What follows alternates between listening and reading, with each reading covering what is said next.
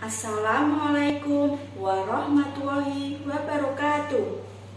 Perkenalkan, nama saya Dewi Kurniasari, calon guru penggerak angkatan 10 dari Kabupaten Semarang.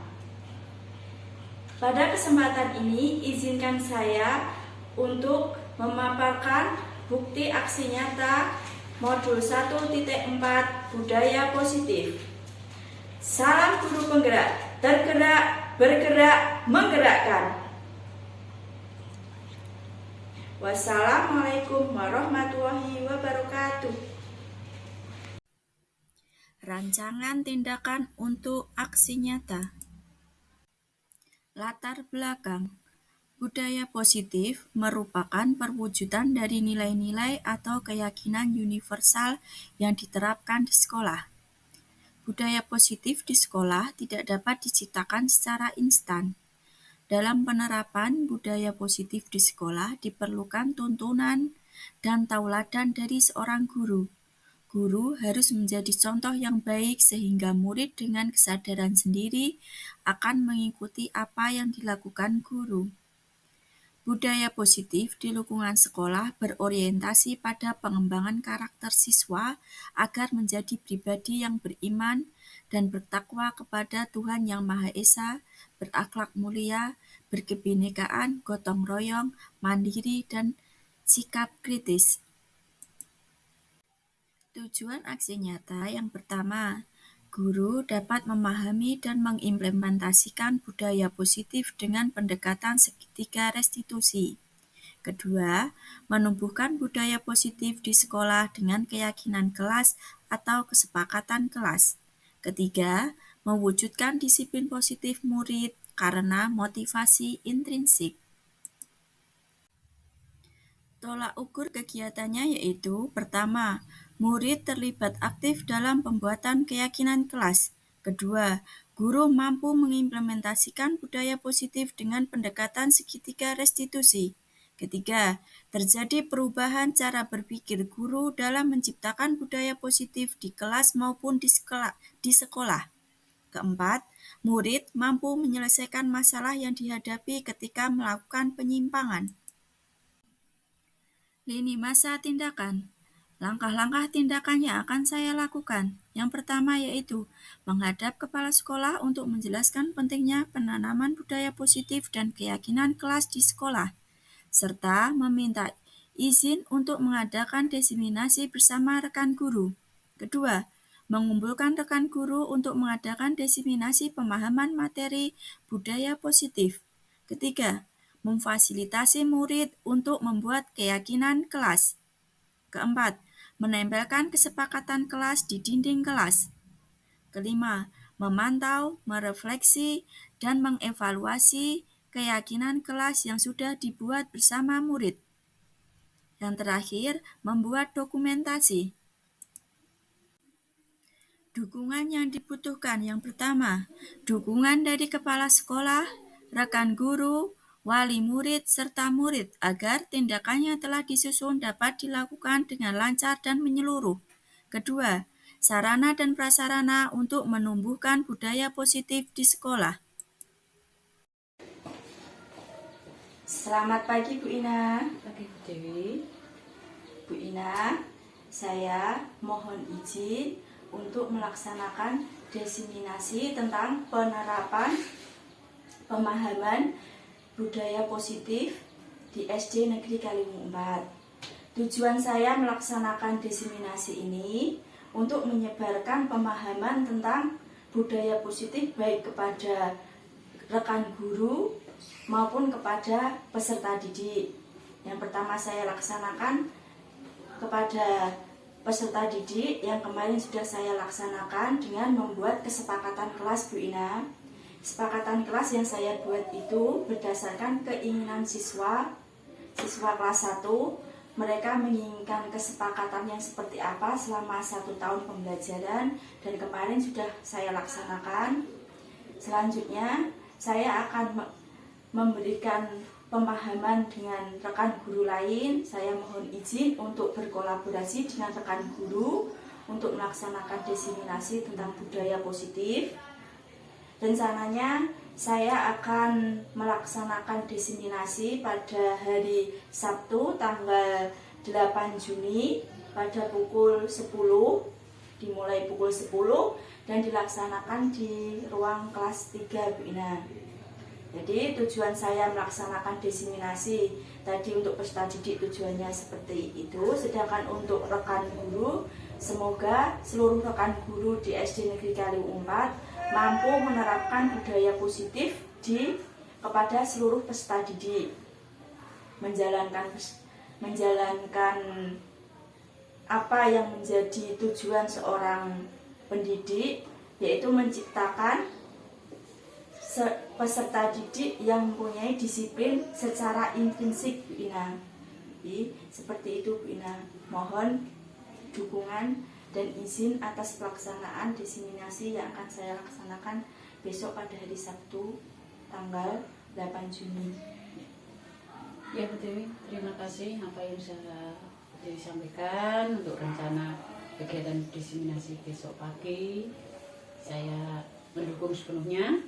Silahkan nanti sampaikan kepada teman-teman untuk kegiatannya seperti apa, biar rekan-rekan yang lain bisa ikut mendukung. Semoga acara dari awal sampai akhir diberi kelancaran dan memberi manfaat untuk kita semua. Gitu ya Bu Dewi. Ya, terima kasih sekali Bu Ina atas izinnya diberikan kepada saya serta dukungan dan motivasi untuk pelaksanaan diseminasi yang akan saya laksanakan besok. Ya, sama-sama Bu Dewi. Assalamualaikum warahmatullahi wabarakatuh. Waalaikumsalam warahmatullahi wabarakatuh. Salam sejahtera bagi kita semuanya. Yang terhormat Ibu Kepala Sekolah SD Negeri Kalium 4, Ibu Ina Supriyati SPDSD. Yang terhormat juga Bapak Ibu Guru di SD Negeri Kalium 4. Puji syukur kepada Tuhan Yang Maha Esa, bahasanya pada hari ini kita dapat berkumpul di ruang kelas ini dalam keadaan yang sehat, yaitu dalam acara kita akan menyaksikan, kita akan mengikuti diseminasi, yaitu tentang menyebarkan pemahaman dan pengalaman penerapan budaya positif yang nanti akan disampaikan oleh Ibu Dewi Kurniasari SPDSD yang adalah calon guru penggerak angkatan ke-10 di Kabupaten Semarang. Bapak Ibu yang kami hormati, sebelum kita mulai acara pada siang hari ini, mari bersama-sama kita akan membuka dalam doa menurut agama dan kepercayaan kita masing-masing. Mari berdoa, kami persilakan.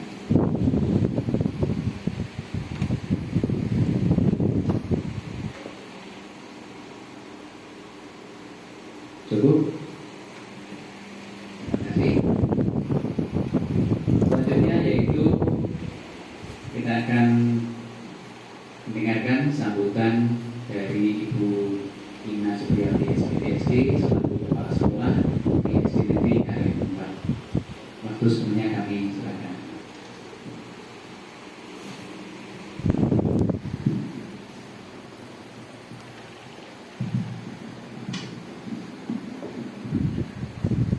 Assalamualaikum warahmatullahi wabarakatuh. Salam sejahtera untuk kita semua, Bapak Ibu Guru, karyawan SD Kalium 4 yang saya hormati dan saya banggakan. Terima kasih untuk waktu yang telah diberikan pada saya. Hari ini merupakan hari yang telah diistimewakan oleh rekan sejawat kita, yaitu beliau Ibu Dewi Kurniasari SPDSD, di mana hari ini beliau akan melaksanakan bagian dari tugas sebagai CGP Angkatan 10 yang akan memberikan penyampaian tentang diseminasi penyebaran pemahaman dan pengalaman penerapan budaya positif. Nah, ini kegiatan seperti ini mari kita dukung bersama, ya, sangat baik, dan ini semoga nanti bisa menginspirasi rekan-rekan yang lainnya untuk bergerak dan termotivasi dalam mengikuti program-program guru penggerak selanjutnya.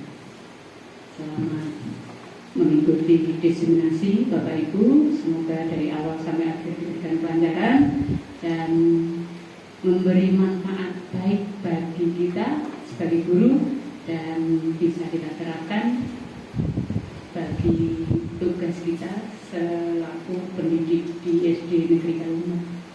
Itu saja yang bisa saya sampaikan. Terima kasih Bu Dewi untuk inisiasinya. Terima kasih. Saya akhiri. Wassalamualaikum warahmatullahi wabarakatuh.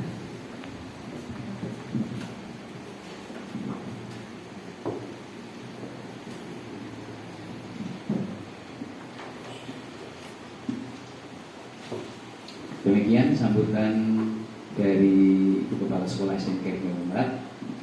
Acara inti yaitu selanjutnya adalah kita akan mengikuti diseminasi tentang menyebarkan pemahaman dan pengalaman penerapan budaya positif yang akan disampaikan oleh Ibu Dewi Kurniasari, SPDSD. Waktu selanjutnya kami serahkan.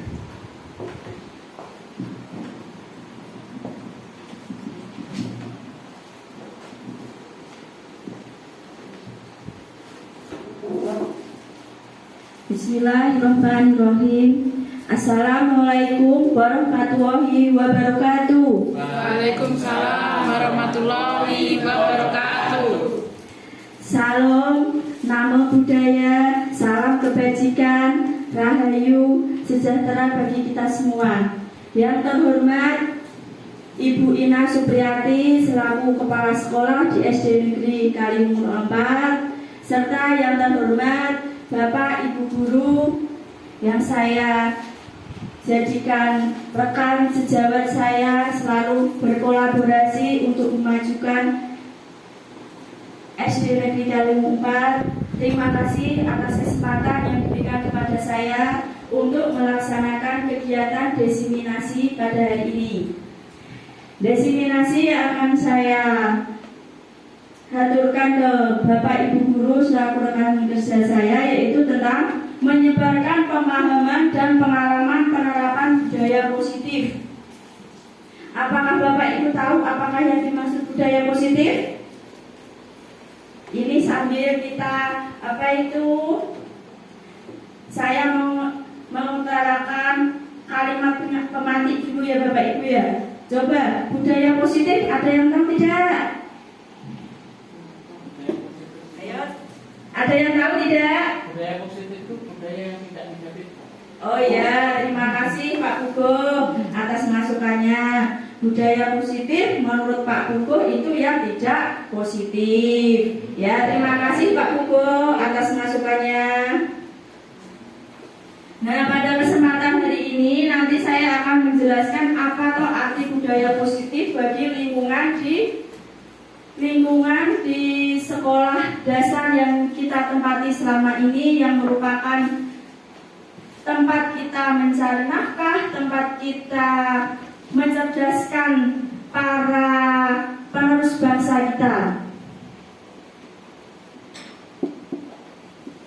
Pengertian budaya positif itu sendiri ya Bapak Ibu ya, nilai-nilai yang diyakini dan diterapkan oleh sekelompok orang dalam jangka waktu tertentu sehingga menjadi suatu kebiasaan. Budaya positif dibuat melalui kesepakatan bersama antara guru dan siswa. Sekarang saya tanya, pada awal tahun pembelajaran kemarin, apakah Bapak Ibu sudah membuat kesepakatan kelas? Ya, sudah, alhamdulillah. Jadi di sekolah tercinta kita, seluruh rekan guru saya sudah menerapkan kesepakatan kelas di awal tahun pembelajaran. Budaya positif ini nantinya akan memberikan rasa aman. Jadi kita mempunyai tujuan. Kenapa toh kita membuat kesepakatan kelas itu? Nah, tujuannya agar apa? Agar menimbulkan rasa aman dan nyaman pada murid saat proses pembelajaran berlangsung. Budaya positif itu juga juga mampu mendorong murid untuk mampu berpikir, bertindak, dan menciptakan sesuai dengan proses memerdekakan dirinya, sehingga murid lebih mandiri dan bertanggung jawab. Itu adalah tujuan dari budaya positif yang akan kita tanamkan kepada seluruh peserta didik di sekolah kita.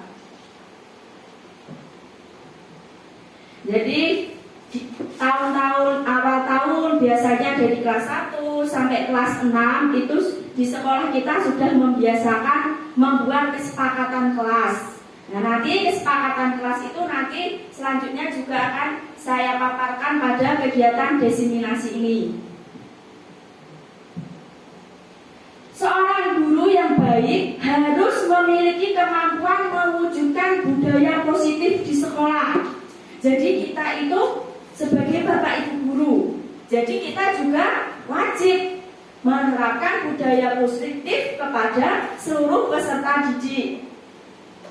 Budaya positif tersebut dapat dijalankan dengan menerapkan inti seperti disiplin positif, yaitu memahami motivasi perilaku manusia. Ini nanti berkaitan dengan hukuman dan penghargaan, posisi seorang guru, pembuatan keyakinan kelas, dan penerapan segitiga restitusi dalam menyelesaikan suatu permasalahan yang dilakukan oleh peserta didik di lingkungan sekolah kita. Nah, dari disiplin positif ini nanti kita akan bertujuan apa? Agar dalam diri anak itu yang pertama apa? Menerapkan, dari seorang guru itu menerapkan pengajaran anak yang bertanggung jawab, menumbuhkan kesadaran diri berdasarkan nilai kebajikan. Itu yang pertama. Yang kedua, dapat membuat murid mengerti, memahami, dan menyadari berdasarkan motivasi internal, bukan akibat paksaan, ujian, atau hukuman. Jadi kita sering ada melakukan hukuman supaya anak itu merasa jera, tetapi itu dirasa kurang mendisiplinkan anak dari faktor internal dari diri anak sendiri. Yang ketiga, lebih ke arah disiplin diri yang dapat mengontrol diri dalam melakukan suatu tindakan. Jadi anak itu melakukan segala sesuatu, kalau berasal dari dirinya sendiri, anak itu akan merasa nyaman, bukan karena paksaan, bukan karena sebuah penghargaan. Dalam budaya positif ini terdapat konsep-konsep utama yang akan saya deskripsikan kepada seluruh Bapak Ibu guru dalam kegiatan desiminasi ini. Yang pertama yaitu nanti tentang perubahan paradigma belajar. Yang pertama. Yang kedua, motivasi perilaku manusia. Yang ketiga, disiplin positif. Keempat, yaitu posisi kontrol guru. Yang selanjutnya yaitu nilai-nilai kebajikan. Yang keenam yaitu kesepakatan kelas atau keyakinan kelas. Selanjutnya kita akan memahami tentang kebutuhan dasar manusia yang diakhiri dengan kegiatan segitiga restitusi untuk menyelesaikan berbagai masalah yang dialami oleh peserta didik. Yang pertama akan kita bahas yaitu tentang perubahan paradigma belajar. Coba Bapak Ibu jelaskan perubahan kurikulum yang terjadi di Indonesia. Coba siapa Bapak Ibu yang masih mengingatnya? Coba perubahan kurikulum dari awal itu perubahan kurikulum apa saja Bapak Ibu? Yang pertama apa? CBSA. Selanjutnya, terima kasih Pak Wahyu. Apa lagi? KTSP. Selanjutnya K13. K13. Dan yang terakhir yaitu KUMER atau Kurikulum Merdeka yang telah kita terapkan di sekolah kita, yaitu pada kelas 1, 2, 4, dan 5. Sedangkan nanti rencananya tahun yang akan datang kelas 3 dan 6 akan ada kegiatan diklat. Nanti kalau tidak salah akan dilaksanakan minggu depan. Jadi Bapak Ibu yang kelas 3 dan kelas 6 bersiap-siap akan ada kegiatan diklat tentang kurikulum merdeka. Nah, perubahan paradigma belajar di Indonesia itu yaitu pembelajaran dengan paradigma merupakan pembelajaran yang berdasarkan prinsip pembelajaran, yaitu pembelajaran berdiferensiasi, yaitu berdasarkan tahap perkembangannya sesuai dengan psikologi modern, sesuai dengan profil pelajar Pancasila. Seperti yang sudah kita lakukan 2 tahun yang lalu, kita mengajarkan kepada anak, "Hayo anak-anak, profil pelajar Pancasila apa saja?" Coba sekarang Bapak Ibu masih ingatkan apa saja itu? Yang pertama apa? Yang keras. Masuk kadang kita kan mengajarkan anak-anak untuk keras untuk menjawab. Coba yang semangat toh. Ayo. Beriman dan bertakwa kepada Tuhan Yang Maha Esa. Tepat sekali. Selanjutnya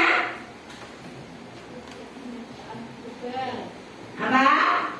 Mandiri ya. Terima kasih Bu Linda. Bernalar kritis. Selanjutnya kreatif. Masih ada 2 lagi, ada apa? Iya, bergotong royong dan berkebinekaan tunggal. Berkebinekaan global. Alhamdulillah, walaupun saya mengucapkan salah, seluruh Bapak Ibu masih ingat yang namanya profil pelajar Pancasila. Memang saya sengaja agar Bapak Ibu itu tidak mengantuk, ya. Nah, dalam kegiatan tersebut kadang ada yang namanya miskonsepsi tentang teori kontrol. Teori kontrol yang merubah paradigma baru kita, yaitu ilusi guru itu harus mengontrol murid.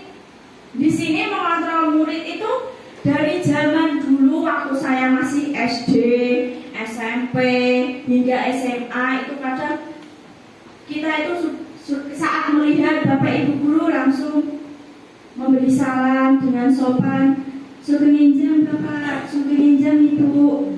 Itu menandakan kita terkadang itu fokus hanya guru saja yang memegang kuasa. Padahal dalam kegiatan, dalam kurikulum merdeka ini, anak itu merupakan seorang, kita itu sebagai pendidik hanya sebagai petani yang hanya bisa menyirami, bisa memberi pupuk dan memberi bimbingan saja. Karena apa? Karena peserta didik itu sudah mempunyai kodrat alam dan kodrat zaman yang akan mereka lalui. Kita sebagai pendidik hanya mampu menuntun mereka ke arah masa depan yang ingin mereka capai. Jadi mengontrol murid supaya, "Ayo anak-anak, tidak boleh rame, ini dikerjakan." Nah, itu namanya mengontrol. Pada kurikulum merdeka ini, guru itu sebagai pelayan. Ibarat kata kita itu hanya pelayan anak-anak. Jadi hilangkan yang namanya kita itu mengontrol murid. Yang kedua, ilusi bahwa kritik membuat rasa bersalah itu mampu menguatkan karakter. Jadi dengan kritikan itu mungkin membuat mereka mungkin menjadi, bukan hanya mungkin, karena yang sudah terjadi itu banyak sekali siswa-siswa yang kalau sudah diberitahu, dinasihati, "Nggih Bu, nanti akan saya laksanakan," itu di depan. tetapi di belakang sudah berbeda. Anak-anak kadang, oh guru sering-seringnya menasehati terus. Jadi ini tidak akan menumbuhkan karakter peserta didik karena bukan dari dalam diri mereka sendiri.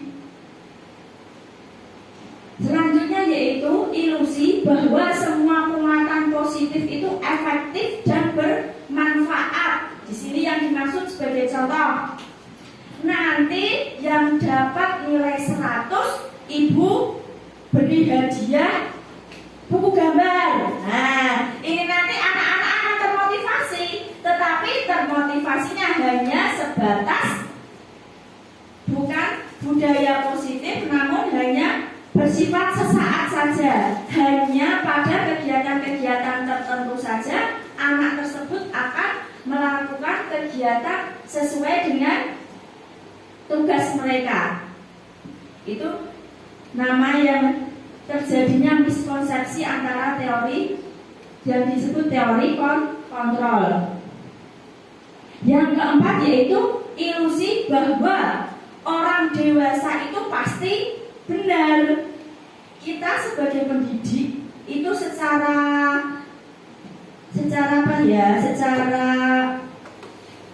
umur kan kita sudah lebih dewasa dibanding anak-anak.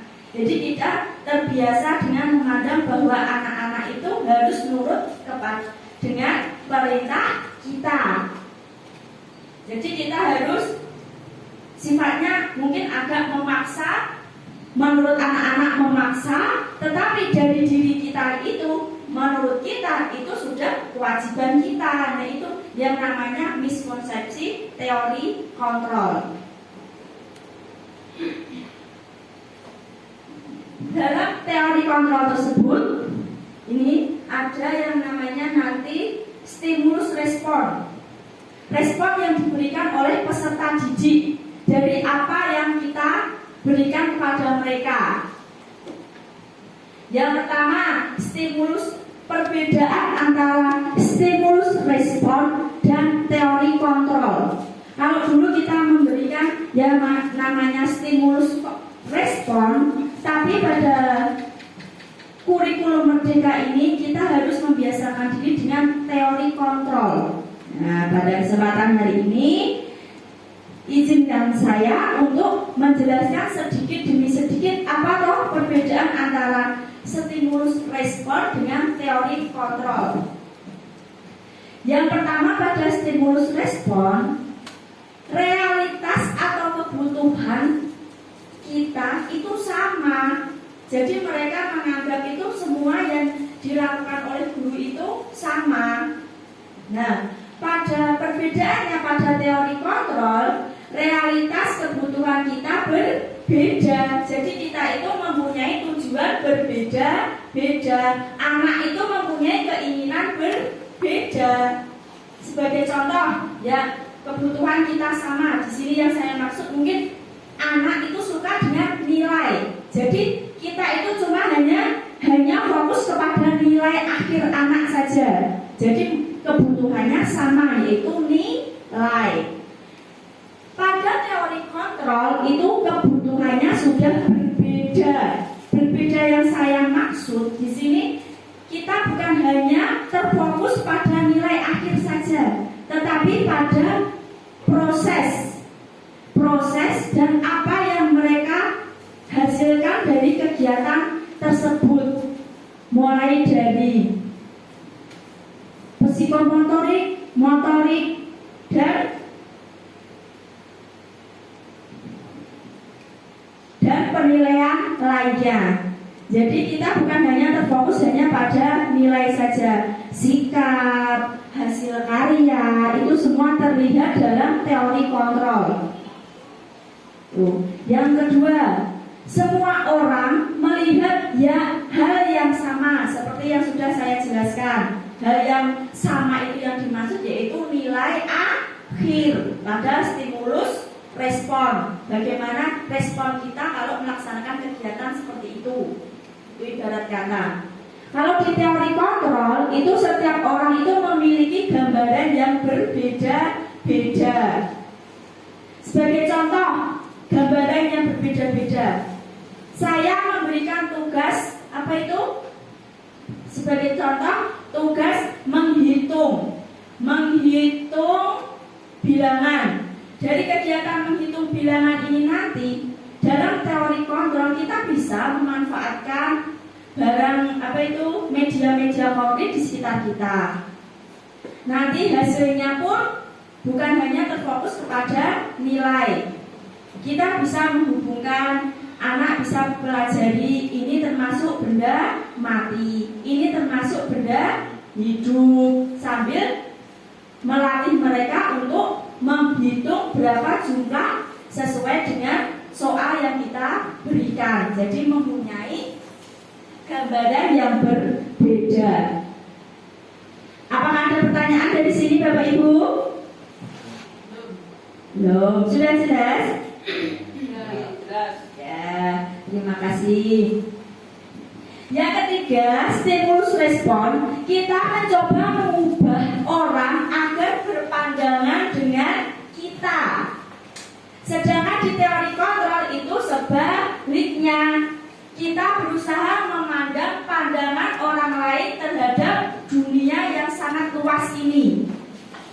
Jadi di stimulus respon itu diharapkan siswa itu sesuai dengan pandangan kita, sesuai dengan keinginan kita. Mereka dapat nilai bagus, mereka lulus dengan nilai KKM yang sudah diharapkan disepakati di sekolah kita. Tetapi dalam teori kontrol itu sudah berbeda. Kita diharapkan melatih siswa itu mampu mengembangkan daya pikir mereka, melihat bahwa dunia itu luas sekali. Banyak hal yang perlu kita pelajari dalam kehidupan sehari-hari, bukan hanya pada materi pelajaran saja. Kita bisa menghubungkannya dalam kehidupan sehari-hari atau real mereka. Untuk apa? Untuk membantu stimulus pemikiran anak-anak bahwa dunia itu luas. Cita-cita yang akan kalian gapai itu sangat tinggi. Perbedaan selanjutnya yaitu perilaku buruk dilihat sebagai suatu kesalahan itu pada stimulus respon. Sedangkan pada teori kontrol itu suatu perilaku, entah itu kesalahan atau yang betul, itu dia mempunyai sebuah tujuan.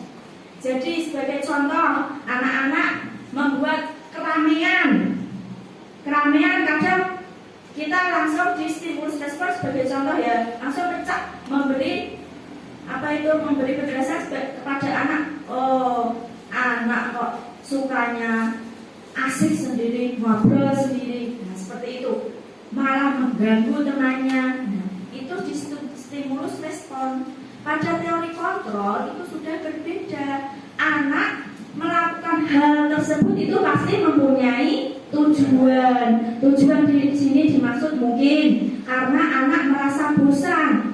Tadi malam mereka sudah mengerjakan materi tersebut. Saat guru memberikan tugas tersebut, kadang anak sudah merasa bisa, sudah dikerjakan. Akhirnya dia asik mengganggu temannya.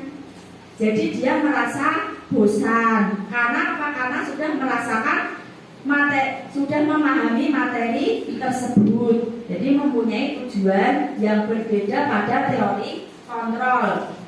Selanjutnya, orang lain bisa mengontrol saya.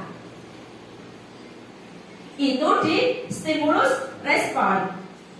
Sedangkan pada teori kontrol itu hanya kita sendiri atau Anda sendiri yang mampu mengontrol diri sendiri.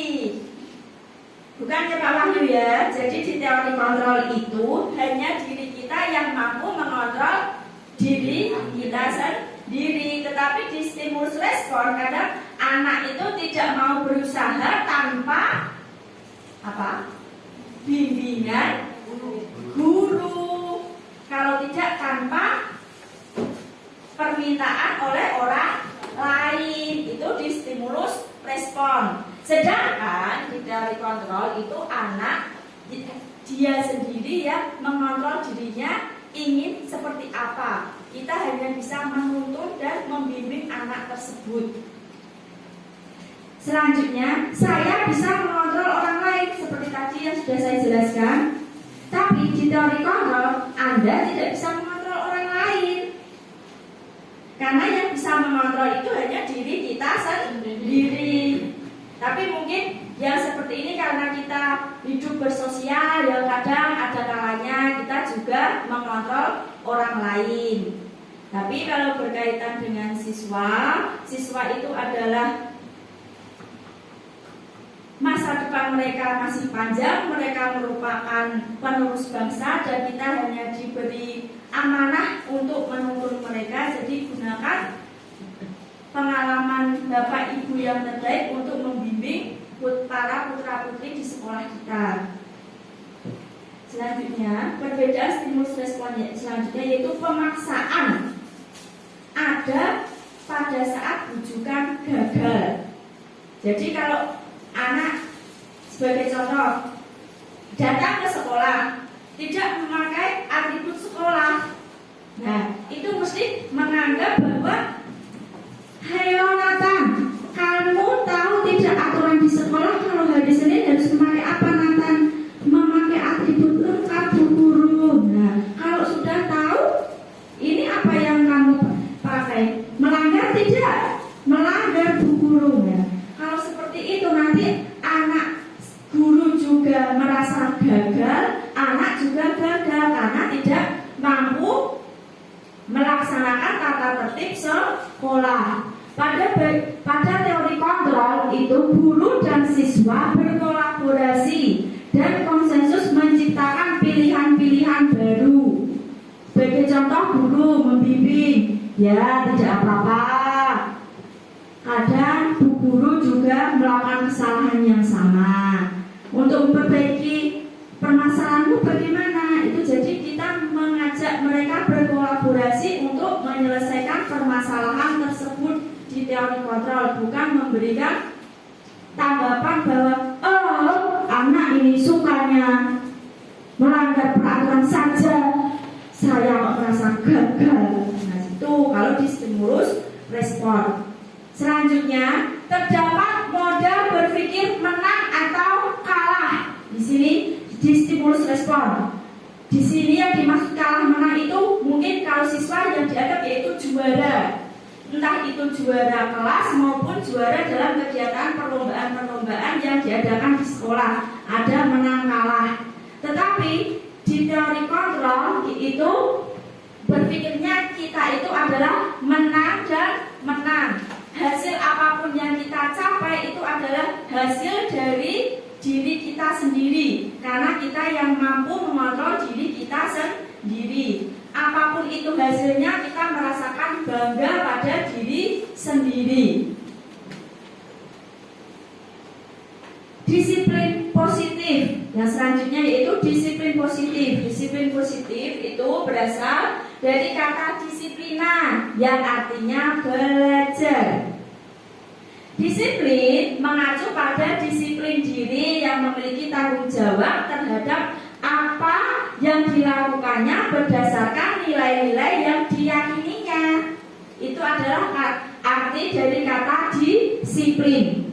Sedangkan disiplin positif adalah cara menerapkan sikap disiplin positif yang bertujuan untuk menumbuhkan kesadaran serta memberdayakan anak mandiri melakukan sesuatu tanpa iming-iming, hukuman, sogokan, ancaman maupun hadiah. Jadi mereka itu melaksanakannya dari diri mereka sendiri. Itu yang dimaksud dengan disiplin positif. Tujuan seorang pendidik yaitu menciptakan peserta didik yang memiliki disiplin diri sehingga mereka berperilaku mengacu pada nilai-nilai kebajikan universal dan memiliki motivasi intrinsik dalam perubahan perilaku ke arah yang lebih baik. Coba Bapak Ibu kok sudah kelihatannya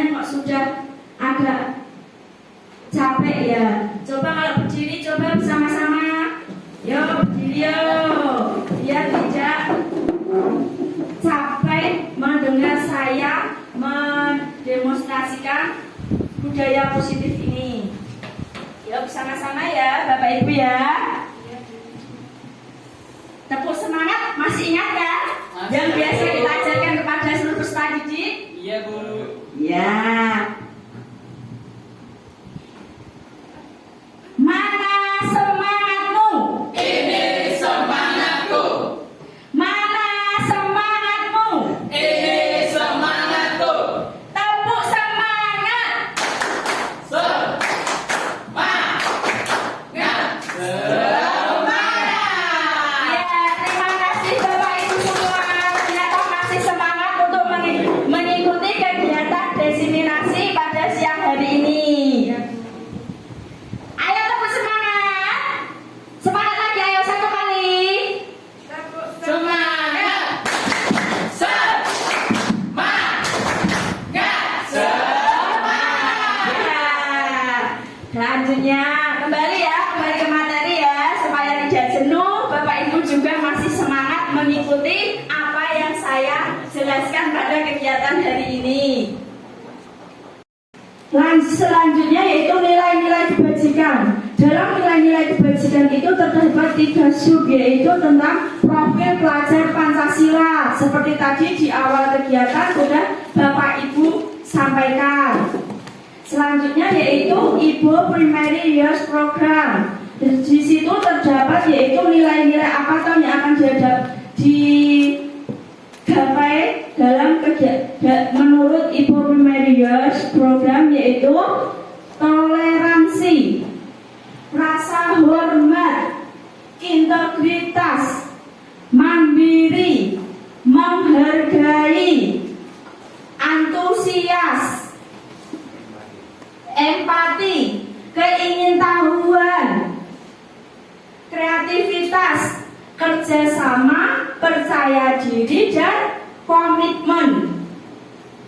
Selanjutnya nilai-nilai yang ingin digapai itu 9 pilar karakter Indonesia atau Indonesian Heritage Foundation, yaitu cinta Tuhan dan segenap ciptaannya, kemandirian dan tanggung jawab, kejujuran atau amanah, diplomatis, hormat dan santun, dermawan, suka menolong dan gotong royong. Seperti tadi kita sudah melaksanakan ya Bapak Ibu ya, saling bergotong royong. Selanjutnya yaitu percaya diri, kreatif, dan bekerja keras, kepemimpinan dan keadilan, baik dan rendah hati, toleransi, kedamaian, dan kesatuan. Itu yang diharapkan dalam 9 pilar karakter. Selanjutnya, konsep utama dalam budaya positif yaitu kebutuhan dasar manusia. Kebutuhan dasar manusia merupakan unsur yang dibutuhkan oleh manusia dalam menjaga keseimbangan, baik secara fisiologis maupun psikologis. Hal ini tentunya bertujuan untuk mempertahankan kehidupan dan kesehatan. Konsep selanjutnya yaitu dari kebutuhan dasar manusia tadi dijabarkan oleh William Glasser, yaitu kebutuhan untuk bertahan hidup atau survival, merupakan kebutuhan yang bersifat fisiologis untuk bertahan hidup, misalnya kesehatan, rumah, makanan, itu merupakan kebutuhan bertahan hidup. Kebutuhan yang kedua yaitu kebutuhan akan kasih sayang dan diterima, rasa diterima. Di sini yang dimaksud yaitu anak-anak itu memiliki kebutuhan dasar kasih sayang dan rasa diterima, ingin disukai, ingin diterima oleh lingkungannya dengan baik. Kebutuhan yang ketiga yaitu kebebasan atau freedom. yaitu anak-anak itu menginginkan pilihan, mereka itu perlu bergerak banyak sekali, mengekspresikan apa yang mereka inginkan. Jadi dia itu ingin merasa bebas. Selanjutnya kebutuhan akan kesenangan atau fun, yaitu kebutuhan mencari kesenangan, bermain dan tertawa. Kebutuhan yang terakhir yaitu penguasaan atau power. Power yang dimaksud yaitu kebutuhan pengakuan atas kemampuan yang berhubungan dengan kekuatan untuk mencapai sesuatu. Sebagai contoh di sini yang namanya power. Di kelas itu pasti ada 1-2 anak yang mempunyai kecerdasan agak tinggi dibanding peserta didik lainnya. Jadi dia merasa saya itu yang paling pintar, saya itu yang paling disiplin, paling cerdas. Nah, dari kegiatan dari motivasi dari dirinya sendiri itu dia ingin menguasai kelas tersebut. Sebagai contoh, anak-anak itu merasa bahwa kelasnya itu punyanya dia karena bapak ibu guru itu selalu memperhatikan dia. Sebagai contoh seperti itu kebutuhan akan penguasaan, ingin diakui oleh banyak orang.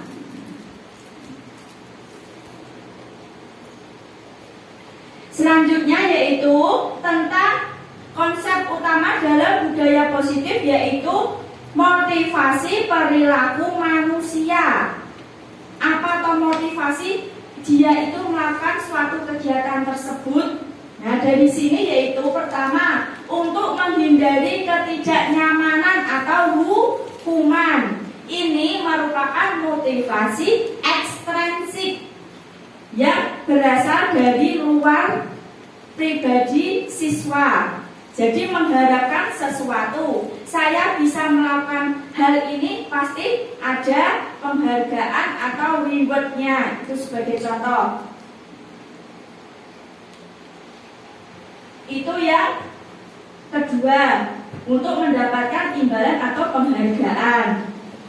Yang selanjutnya yaitu untuk menghindari ketidaknyamanan atau hukuman. Ini juga termasuk motivasi ekstrinsik yang berasal dari luar diri siswa. Dia itu takut kalau tidak melakukan kegiatan tersebut akan mendapatkan sanksi. Motivasi yang ketiga yaitu motivasi yang berasal dari diri anak, yaitu untuk menjadikan orang sesuai dengan yang mereka inginkan, mampu menghargai diri sendiri dengan nilai-nilai yang mereka percayai. Jadi anak itu mempunyai kepercayaan yang ingin mereka capai sendiri. Ini merupakan contoh motivasi intrinsik.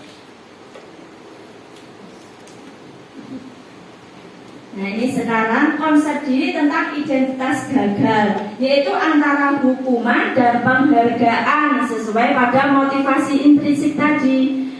Ekstrinsik, maaf saya sedikit keliru. Motivasi dalam diri anak yang berdasarkan motivasi ekstrinsik, yaitu berupa hukuman dan penghargaan. Dengan hukuman itu anak tidak akan merasakan kenyamanan karena takut nanti kalau membuat suatu kesalahan dia akan mendapat hukuman. Jadi anak tidak merasa nyaman. Selanjutnya itu merupakan suatu kegiatan atau berimbas kepada diri anak yang merasakan sakit atau menyakitkan. Yang namanya anak merasa dirinya itu sakit itu biasanya akan teringat oleh diri dia hingga mereka dewasa nanti. Sebagai contoh, anak tidak mengerjakan PR atau gaduh dalam kelas selama kegiatan pembelajaran. Oleh guru itu diberikan hukuman berupa sebagai contoh menulis atau menyalin teks paragraf sebanyak 5 kali. Menurut guru itu sudah memberikan saksi yang mungkin memotivasi mereka berkaitan dengan numerasi, supaya apa? Supaya anak juga tidak mengulangi kegiatan tersebut, tetapi anak juga pandai dalam membaca dan mengingat. Tapi tetap saja itu merupakan sanksi atau hukuman, dan itu akan menyakitkan dalam diri siswa yang akan mereka ingat sampai nanti. Murid itu dengan hukuman, murid akan merasa takut, bukan malah disiplin, itu bukan, tapi malah merasa takut kena hukuman. Selanjutnya itu memaksa. Sebenarnya siswa itu tidak ingin melakukan kegiatan tersebut, tetapi kalau tidak melakukan kegiatan tersebut dari sekolah akan ada sanksi. Itu namanya memaksa. Selanjutnya, murid biasanya tidak akan jujur dengan kegiatan yang mereka lakukan. Akhirnya apa? Untuk menghindari dapat sanksi, dia berbohong. Berbohong, tidak menceritakan kejadian apa yang mereka alami. Supaya apa? Supaya tidak mendapat sanksi dari bapak ibu guru atau orang tua mereka. Murid akhirnya menjadi rendah diri di sini akibat dari semua yang diberikan, yang mereka terima tadi, dari sanksi, hukuman, entah itu celaan dari teman. Mereka akan merasakan rendah diri. Identitas gagal yang selanjutnya yaitu dari konsep penghargaan atau yang berasal dari motivasi ekstrinsik, yaitu penghargaan itu tidak akan efektif, tidak akan bertahan lama. Selanjutnya akan merusak hubungan atau menyebabkan iri hati dengan peserta didik yang lain. Selanjutnya mematikan kreativitas mereka. Karena tidak mendapat hadiah, mereka akan bermalas-malasan, tidak akan membuat, karena nanti yang dapat juara pasti itu terus. Tidak mau buat saja, karena yang dapat hadiah, dapat penghargaan dari guru, dari Pak Guru, pasti cuma mereka bertiga. Sebagai contoh, kreativitas mereka akan lama-kelamaan akan luntur. Menghukum dengan sistem ranking. Ini juga seperti sudah saya sampaikan tadi, ranking itu kadang motivasi mereka akan luntur bagi siswa yang tidak mendapatkan ranking. Selanjutnya yaitu merampas hak menghargai dirinya. Jadi mereka akhirnya tidak akan menghargai diri sendiri karena menganggap dirinya itu pasti tidak mampu untuk mengimbangi atau menyaingi siswa yang lebih pandai di dalam kelas. Sedangkan yang tadi adalah identitas yang gagal. Sekarang kebalikannya, yaitu identitas yang sukses. Identitas yang sukses itu berkaitan dengan konsekuensi dan restitusi. Ini pun ada perbedaannya. Nah, perbedaannya akan kita pelajari dalam kesempatan ini, yaitu konsekuensi itu penguatan jangka pendek. Konsekuensi itu adalah peraturan yang sudah disepakati di awal tahun pembelajaran. Itu nanti sifatnya akan bersifat pendek. Selanjutnya yaitu perlu monitoring supervisi yang terus-menerus. Jadi guru itu pasti melakukan monitoring. Sebagai contoh, pemanfaatan media yang dimanfaatkan siswa dalam kegiatan pembelajaran. Sebagai contoh, nanti pada waktu istirahat diawasi lagi oleh Bapak Ibu guru, benar-benar dimanfaatkan atau malah untuk bermain, bukan digunakan sebagaimana mestinya. Jadi itu perlu kegiatan monitoring yang terus-menerus dari guru. Murid itu harus menghormati peraturan dan melaksanakannya secara konsekuen, terus-menerus. Itu di konsekuensi. Konsep dirinya baik di sini, tetapi dengan sedikit paksaan karena harus mengikuti peraturan yang sudah disepakati di awal pembelajaran. dibuat oleh guru dan murid, itu konsekuensi. Kehilangan hak, waktu, jeda seorang diri atau time out, penahanan atau detention, itu dalam konsekuensi. Berbeda pada restitusi. Apa toh restitusi itu? Nah, restitusi itu nanti masalah-masalah yang dialami oleh peserta didik itu terpecahkan. Kita tahu tidak mungkin yang namanya selama 1 tahun pembelajaran itu anak-anak tidak akan melakukan kesalahan, itu tidak mungkin. Pasti ada saja yang melakukan kesalahan. Dalam restitusi ini masalahnya akan terpecahkan.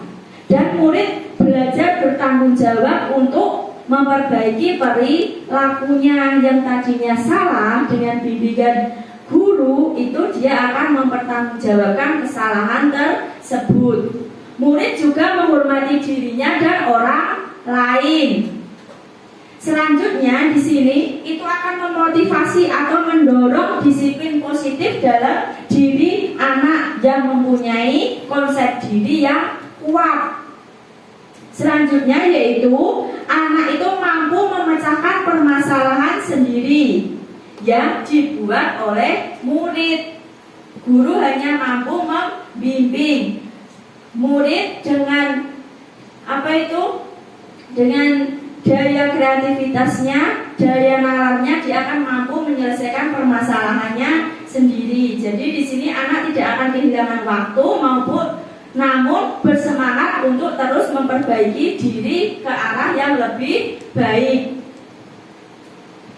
Ini ada perbedaan antara hukuman, konsekuensi, dan restitusi. Sebagai contoh kasusnya apa? Siswa sering tidak mengerjakan PR. Kalau pada hukuman itu guru menghukum siswa untuk membersihkan sampah di lapangan. Guru marah dan siswa takut, itu pada hukuman. Selanjutnya pada konsekuensi itu guru memberikan konsekuensi untuk mengerjakan PR di luar kelas, itu sebagai contoh sesuai kesepakatan. Kemudian guru tegas dan siswa menghormati peraturan, itu pada konsekuensi. Sedangkan di restitusi itu guru menanyakan keyakinan kelas dan membantu siswa menyelesaikan masalahnya tersebut. Selanjutnya guru terbuka dan siswa menghormati dirinya dan orang lain. Itu perbedaan pada hukuman, konsekuensi, dan restitusi. Apakah ada pertanyaan Bapak Ibu? Belum ya, dilanjutkan ya. Sekarang masuk ke konsep utama, yaitu tentang 5 posisi kontrol guru. 5 posisi kontrol guru itu yang pertama yaitu sebagai penghukum, pembuat rasa bersalah. Ketiga yaitu sebagai teman. Keempat sebagai pemantau, dan yang terakhir yaitu sebagai manajer. Nah, di sini akan saya jelaskan satu persatu dari apa toh yang dimaksud penghukum, pembuat rasa bersalah, sebagai teman. Nah, selanjutnya yaitu penghukum. Penghukum itu yaitu seorang penghukum bisa menggunakan hukuman fisik maupun verbal. Fisik yang berkaitan langsung ke diri anak maupun berupa kata-kata ya. Ini sifatnya tetap penghukum. Yang kedua, membuat rasa bersalah. Di sini biasanya guru bersuara lebih lembut, dengan kata-kata yang lembut membujuk anak agar mereka itu merasa bersalah, dengan keheningan, dengan suara yang sangat lembut, agar mereka itu merasakan kesalahan apa toh, introspeksi diri. Dengan membuat rasa bersalah, posisi kontrol guru yang membuat rasa bersalah. Sedangkan sebagai teman, ini guru pada posisi tidak akan menyakiti guru, namun akan tetap berupaya mengontrol murid melalui persuasi, itu sebagai teman. Selanjutnya sebagai pemantau. Pada pemantau ini berarti mengawasi. Jadi sebagai guru kita terus memantau. Pemantau yaitu mengawasi. Jadi di sini pada saat kita mengawasi, kita bertanggung jawab atas perilaku orang-orang yang kita awasi. Di sini yang dimaksud yaitu peserta didik. Kita sebagai guru mengawasi mereka atau posisi kontrol guru sebagai pemantau. Selanjutnya yaitu sebagai manajer. Sebagai manajer di sini guru berbuat sesuatu bersama murid, mempersilahkan murid, mempertanggungjawabkan perilakunya, mendukung murid agar mampu menemukan solusi atas permasalahan peserta didik yang mereka buat. Itu sebagai seorang manajer pada posisi kontrol guru. Selanjutnya ada contoh penerapan 5 posisi kontrol guru. Nah, ini ada contoh kasusnya siswa tidak memakai atribut lengkap saat upacara bendera. Ini sebagai posisi kontrol sebagai teman. Ini kata yang guru ucapkan itu sebagai contoh seperti ini. Ayo dong, ikuti aturan sekolah. Tolong bantu ibu ya. Sekali ini saja. Sudah, tidak apa-apa. Lain kali jangan berbuat seperti itu lagi ya. Itu sebagai teman. Posisi kontrol guru sebagai teman. Selanjutnya itu sebagai seorang pemantau. Kalimat yang disampaikan kepada peserta didik contohnya seperti ini. Kamu sudah melanggar peraturan sekolah. Kamu tahu konsekuensinya.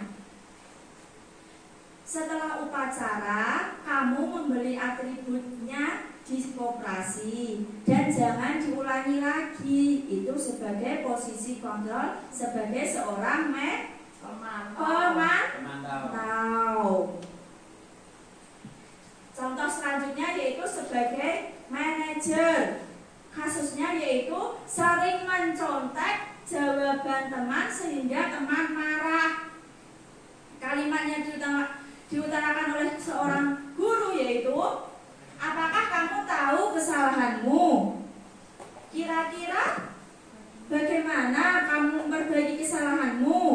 Nah, itu sebagai posisi seorang manajer. Selanjutnya, nah ini ada beberapa contoh kasus.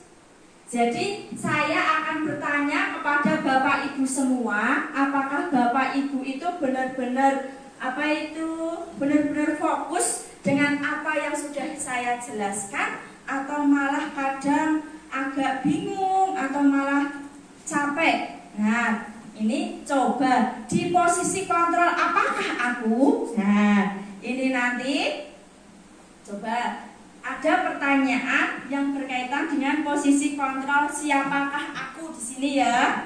Coba yang pertama, pertanyaan pertama yaitu kamu tidak pernah benar melakukannya. Kalau ada kalimat seperti itu di posisi kontrol apakah? Ada yang tahu tidak? Sebagai seorang penghukum, tepat. Berarti Bapak Ibu ternyata benar-benar fokus dengan apa yang saya jelaskan dari tadi ya. Selanjutnya kasus yang kedua, bukan kasus. Apa itu? Kalimat ya. Contoh ini. Gimana coba kalau orang tua kamu tahu kamu berbuat begini? Coba pakai posisi kontrol seorang apa itu? Membuat rasa bersalah. Iya, sebagai pembuat orang bersalah. Cuma nadanya kalau saya itu mungkin agak tinggi, tetapi kalau membuat orang bersalah itu mungkin dengan diikuti dengan nada yang agak lembut. Kalau saya mungkin kan nadanya memang dari saya pembawaan saya itu memang seperti ini. Contoh kasus kontrol selanjutnya, coba Bapak Ibu nanti dijawab ya. Ya, Bu. Ya,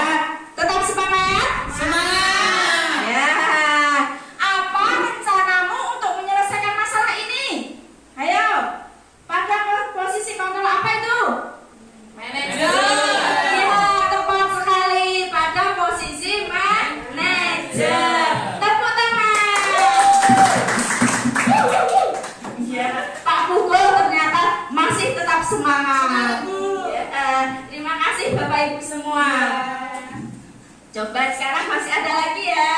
Jangan bosan-bosan menjawab. Sekarang saya beri ini ada kalimat satu lagi. Coba di posisi kontrol apakah aku ya? Ayolah lakukan demi ibu. Coba tebak Bapak Ibu itu pada posisi kontrol apa? Pak Rian. Pak Rian? Iya. Oh, Pak Rian, apa Pak Rian? Yang kelas oh sebagai teman. Pak Rian. Pak Rian, alhamdulillah tepat sekali menjawabnya sebagai posisi kontrol sebagai seorang teman. Jadi Bapak Ibu semua itu benar-benar fokus dengan apa ya saya sampaikan. Terus semangat loh ya. Masih ada satu lagi. Coba nanti ditebak bersama-sama ya. Ya, semangat. Coba ini. Kamu tidak pernah mendapat nilai jika tidak mengerjakan tugas. Ayo, pada posisi kontrol apa? Apa Bu? Kamu tidak akan mendapat nilai kalau tidak mengerjakan tugas. Ayo, berpikir sejenak. Coba, sebagai posisi kontrol apa? Pemantau Bu. Sebagai Pemantau. salah. Ayo, sebagai apa? Ayo. Pemantau Bu. Pintar. Jangan usah takut. Kita kan sebagai teman, kita sebagai rekan kerja harus berkolaborasi.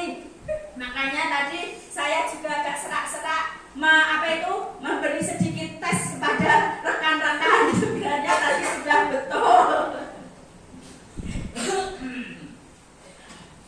Selanjutnya, nah sekarang tadi konsep utama dari budaya positif itu yaitu keyakinan kelas. Kenapa harus keyakinan kelas? Bukan sebagai peraturan kelas.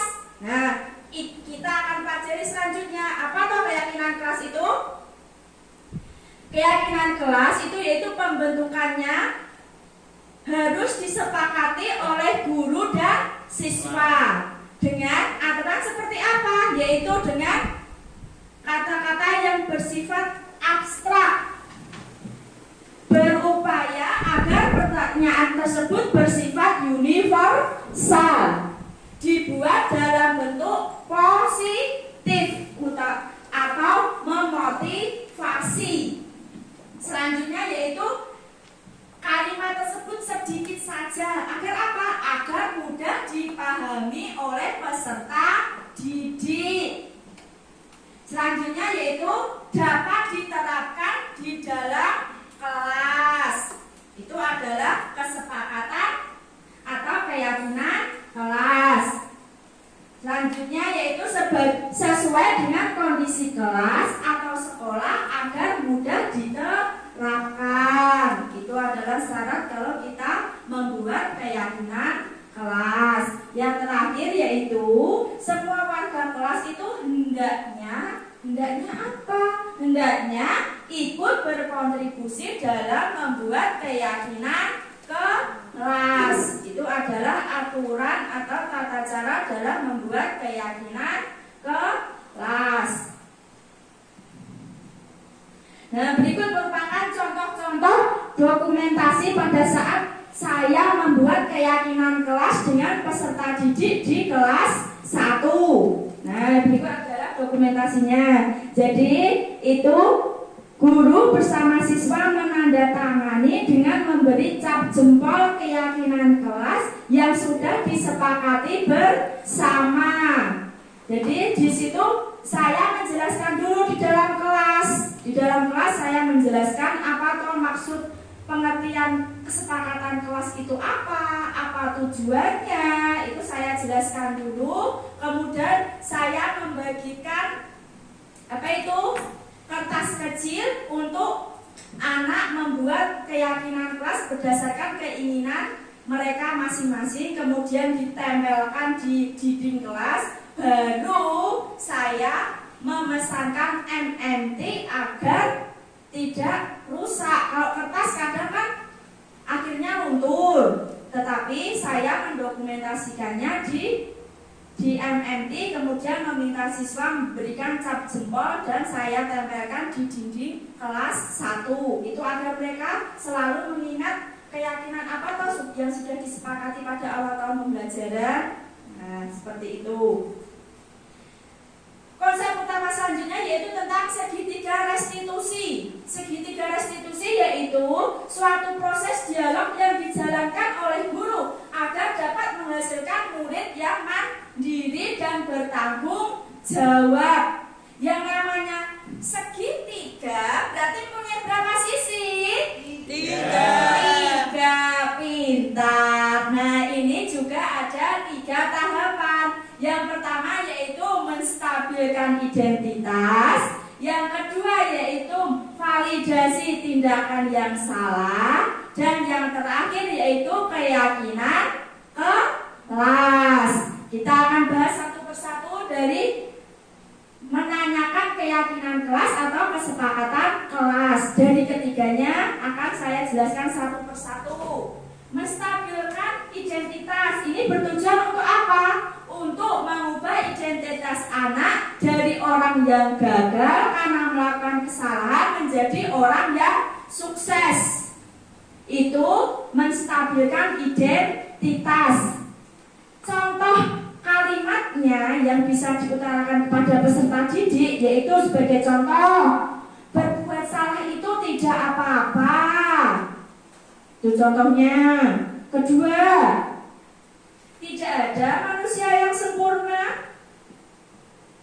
Ketiga, saya juga pernah melakukan kesalahan seperti itu.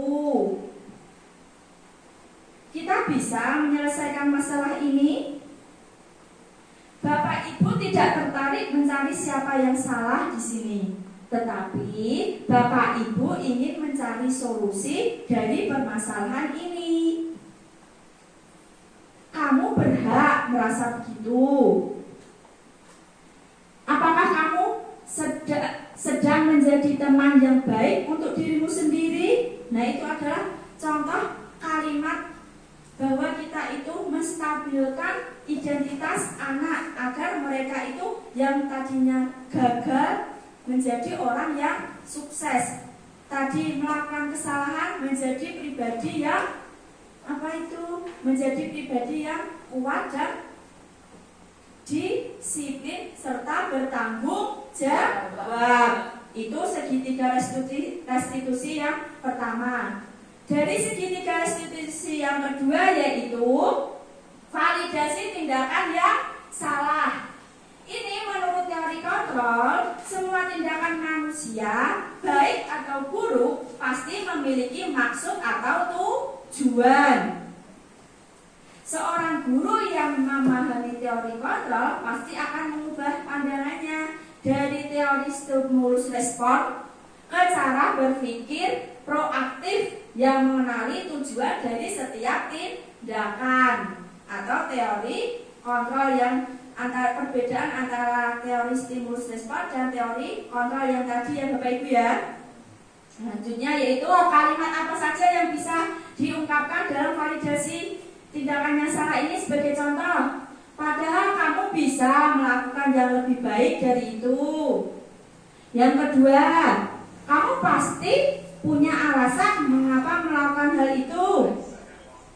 Selanjutnya, kamu patut bangga pada dirimu sendiri karena kamu telah melindungi sesuatu yang penting buatmu.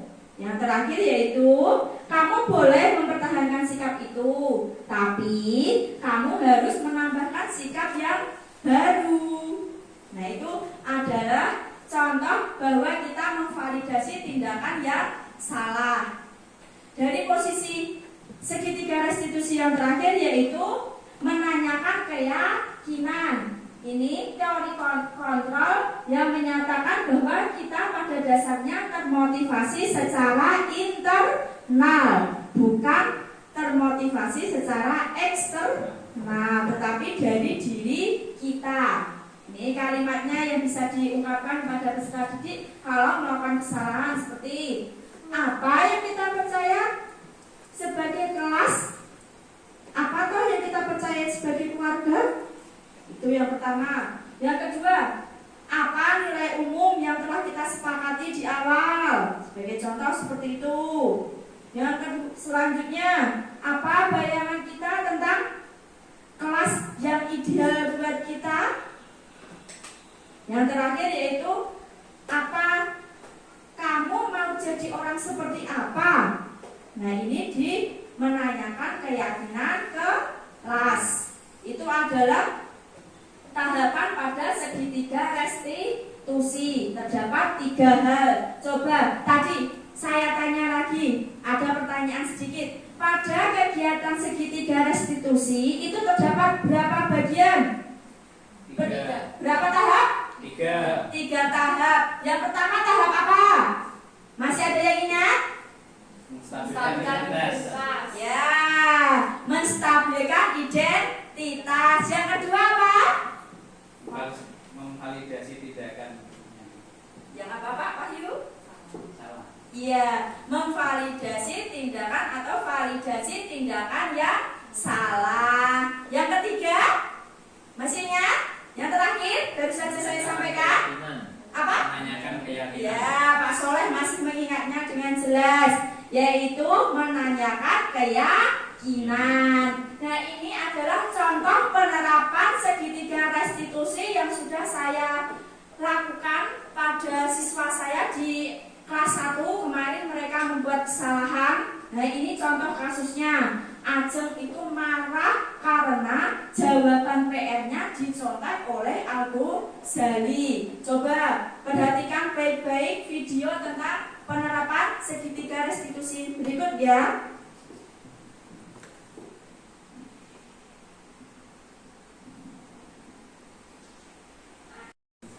Berikut merupakan contoh penerapan segitiga restitusi yang saya lakukan bersama siswa di kelas 1 kemarin, karena saya melihat antara Ajeng dan Al-Ghazali itu ada sedikit masalah. Nah, berikut penerapan segitiga restitusi yang saya terapkan.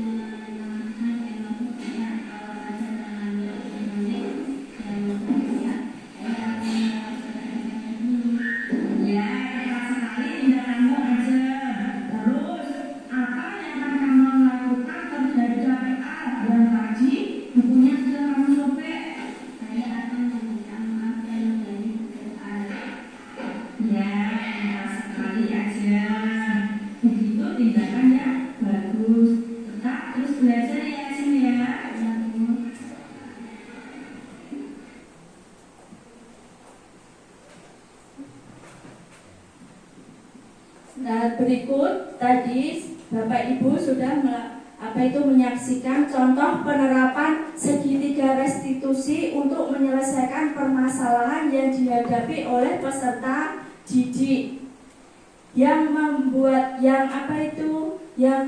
kesalahan siswa itu dia akan merasa tidak nyaman. Dengan ketidaknyamanan tersebut kita bisa membantu mereka menyelesaikan masalah tersebut. Dari kegiatan diseminasi tadi yang sudah saya sampaikan dari awal sampai akhir tentang budaya positif, bahwa dalam penerapan program budaya positif itu hendaknya guru memiliki standar profesionalitas, kepribadian dan sosial yang baik, di mana guru mampu merefleksi dirinya dalam posisi kontrol saat ini. Bagaimana perjalanan dirinya sebagai among atau manajer yang menuntun murid-muridnya menjadi insan yang mandiri, merdeka dan bertanggung jawab sesuai dengan standar nasional pendidikan di Indonesia. Berikut diseminasi yang saya laksanakan sampai detik ini. Apakah Bapak Ibu masih semangat? Masih. Saya berharap sebagai guru penggerak bisa berkolaborasi dengan Ibu Ina Supriyati selaku Kepala SD Negeri Kaliwungu 4 serta dari kegiatan diseminasi ini. Saya berharap saya mampu berkolaborasi bersama dengan Ibu Kepala Sekolah serta Bapak Ibu semua untuk menerapkan budaya positif di SD Negeri Kaliwungu 4. Kegiatan diseminasi yang saya sebarkan, saya terapkan tentang budaya positif di SD Negeri Kaliwungu 4 cukup sampai di sini. Apabila ada perkataan, tutur kata atau sikap yang kurang berkenan di hati para Bapak Ibu serta Ibu Kepala, saya mohon maaf yang sebesar-besarnya. Akhir kata, wassalamualaikum warahmatullahi wabarakatuh. Wassalamualaikum warahmatullahi wabarakatuh. Waktu saya kembalikan ke pembawa acara.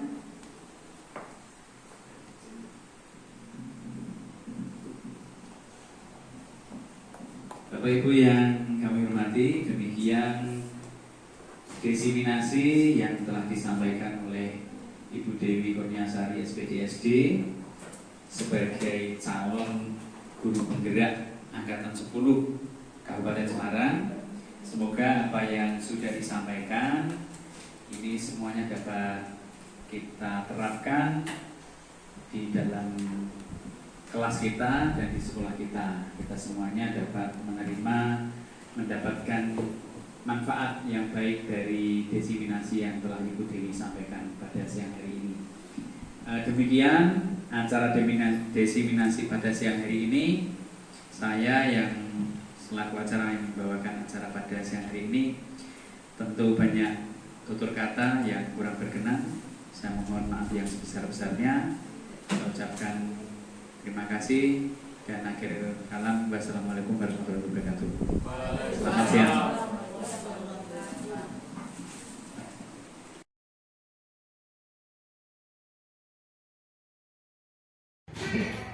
Selamat pagi anak-anak. Bagaimana kabarnya hari ini? Baik, ini di tahun pelajaran yang baru, sekolahnya juga baru. Kemarin sudah berkenalan dengan kakak-kakak kelas kalian kan? Iya. Ya,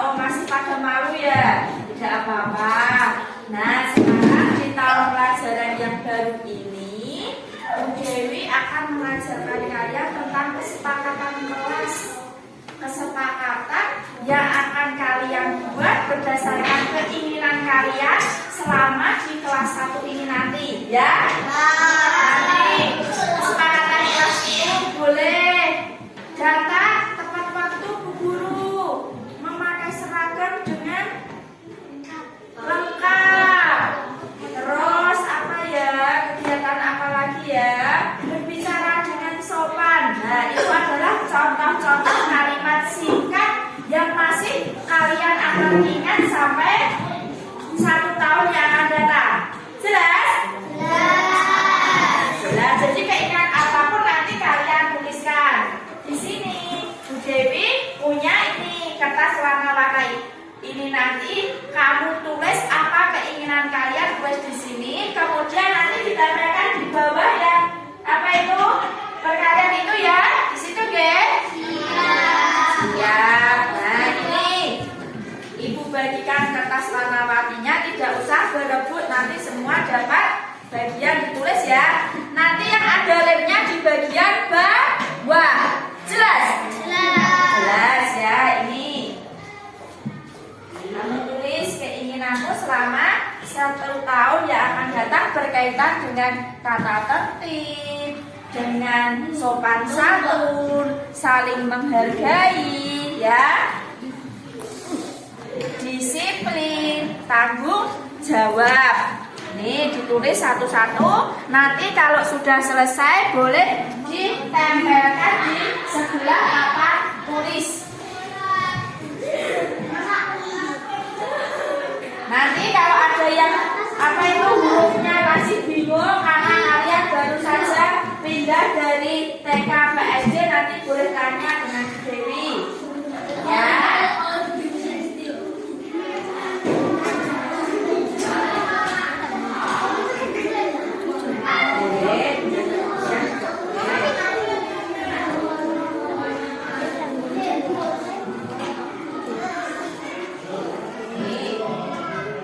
Coba kalian tulis. Nanti kalau ada yang salah-salah ini boleh minta kertasnya lagi. Kertasnya masih banyak. Oh, pengen lagi ya. Menulisnya menggunakan kalimat yang sederhana saja, yang pasti kalian akan mudah ingat selama 1 tahun yang akan datang. Ya, boleh kata disiplin, boleh tanggung jawab, terserah kalian ingin yang seperti apa. Belum laksanakan boleh. Ya, melaksanakan tugas. Cieja, kalau ada yang bingung hurufnya mau menulis yang hurufnya masih kurang-kurang. Oh, ini si Colin sudah selesai. Coba dibaca Colin. Oh ya, si Colin ingin datang tepat waktu. Ya sudah. Sudah pintar. Kelas 1 baru ini semua sudah lancar menulisnya.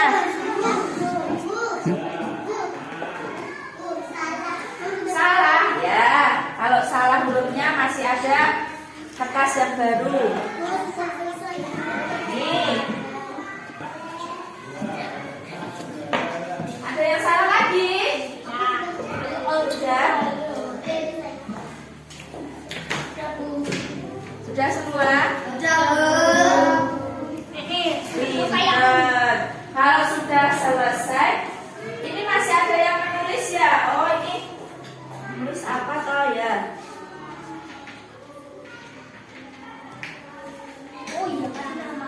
Memakai seragam dengan lengkap.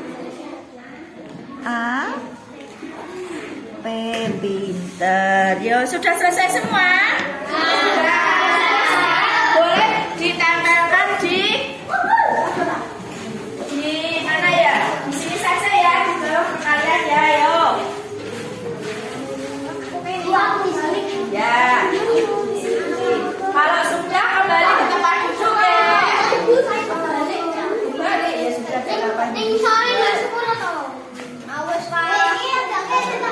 nanti dari hasil kesepakatan kelas yang sudah kalian buat ini nanti Bu Dewi akan buatkan MMT supaya kalian masih mengingatnya.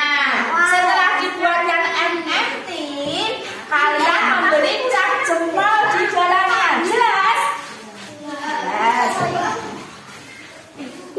Tidak usah berebut.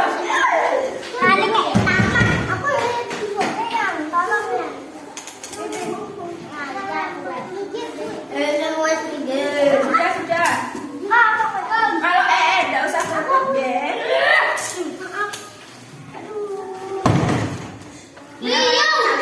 Mana? Sudah. Kalian itu sudah tidak apa-apa ya, sudah jatuh tidak apa-apa.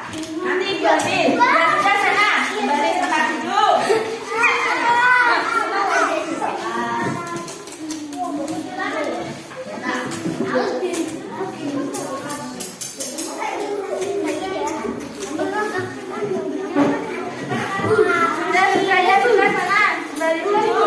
Ini ada yang jatuh.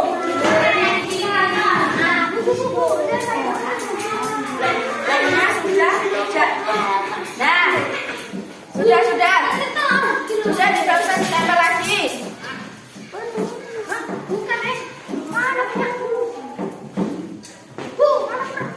Mana punyamu? Ini dong, Ibu.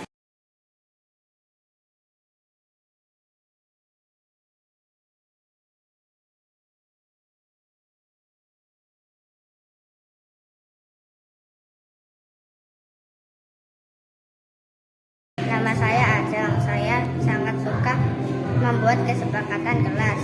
Saya membuat kesepakatan kelas karena kesepakatan kelas penting. Membuat saya disiplin.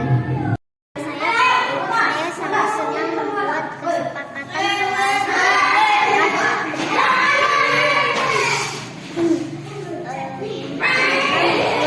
Saya bertanggung jawab.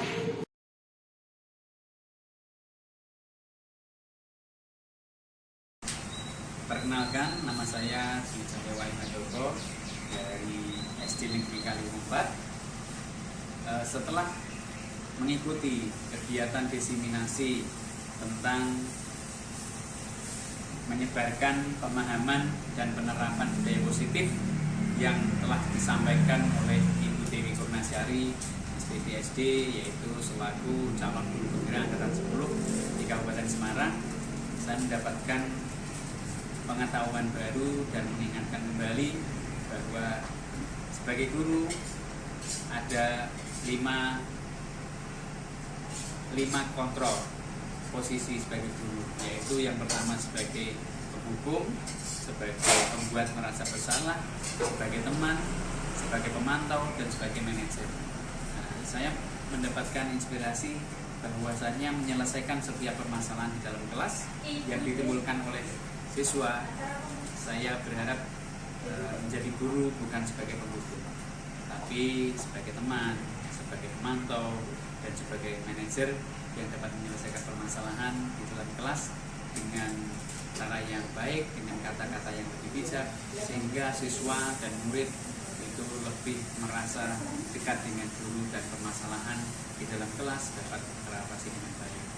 Ya, mudah-mudahan apa yang saya serap dari diseminasi yang sudah Ibu Dewi sampaikan tadi mendapatkan manfaat baik juga bagi teman-teman yang lain, supaya mendatangkan kondisi kelas, kondisi mengajar baik di sekolah secara umum dan di kelas secara khusus menjadi lebih baik.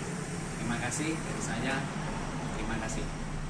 Assalamualaikum warahmatullahi wabarakatuh.